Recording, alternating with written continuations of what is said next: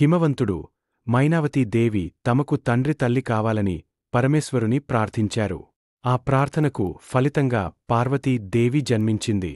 పర్వతాల రాజ్యంలో చిన్నారి పార్వతీ స్వర్గీయ కాంతులతో వెలిగింది. చిన్నతనంలోనే పార్వతీ శివుడిని భక్తిగా ఆరాధించేది.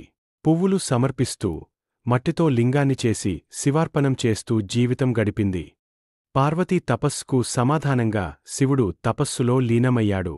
కైలాస పర్వతంపై భస్మతో పూసుకొని గంగా జటాజుటంలో ప్రవహిస్తూ నందితో సహా ధ్యానం చేసేవాడు. శివుడిని పొందాలని పార్వతీ మహా తపస్సు చేసింది.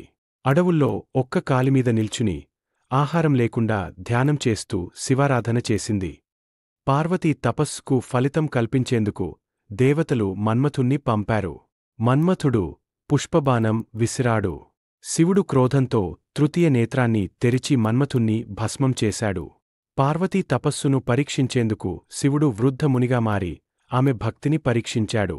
పార్వతీ వృద్ధునికి నమస్కరించి తన అక్కర చెప్పింది. తనను అణువు విడువని భక్తితో పూజించిన పార్వతీకి శివుడు తన మహారూపాన్ని చూపాడు. ఆమెను అంగీకరించి ఆశీర్వదించాడు. దేవతలు, మునులు, గంధర్వులు సమక్షంలో శివపార్వతీ వివాహం ఘనంగా జరిగింది. ఆ మహాదివ్య వివాహం సృష్టికి శుభసూచకంగా నిలిచింది. కైలాస పర్వతంపై శివపార్వతీ సంతోషంగా వాసం చేస్తూ గణపతి, కార్తికేయులతో ఆనందంగా జీవించారు. పార్వతీ అన్నపూర్ణగా అవతరించి భువనాలకే అన్నం అందిస్తుందని చూపించింది. ఆమె శివుని కూడా అన్నం పెట్టి లోకానికి ఆహారం ప్రాధాన్యతను బోధించింది. శివ పార్వతీకి సమాన స్థానం ఇచ్చేందుకు అర్ధనారీశ్వర రూపాన్ని ధరించాడు. శివ పార్వతీ ఒకటే అన్న సత్యానికి ప్రతీకంగా అర్ధనారీశ్వరుడు నిలిచాడు. వివాహానంతరం పరమేశ్వరుడు శివుడు మరియు దేవి పార్వతి కైలాస పర్వతంపై వాసం ప్రారంభించారు.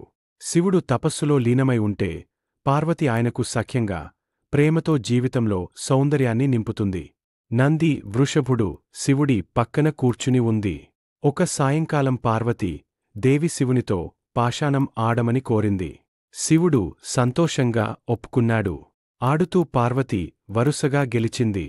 శివుడు ఆనందంగా ఆడుతూ చివరికి తన మాయాశక్తితో ఆటను తిరగరాశాడు. శివుడు తన మహాశక్తిని వినియోగించి చివరి ఆటలో గెలిచాడు.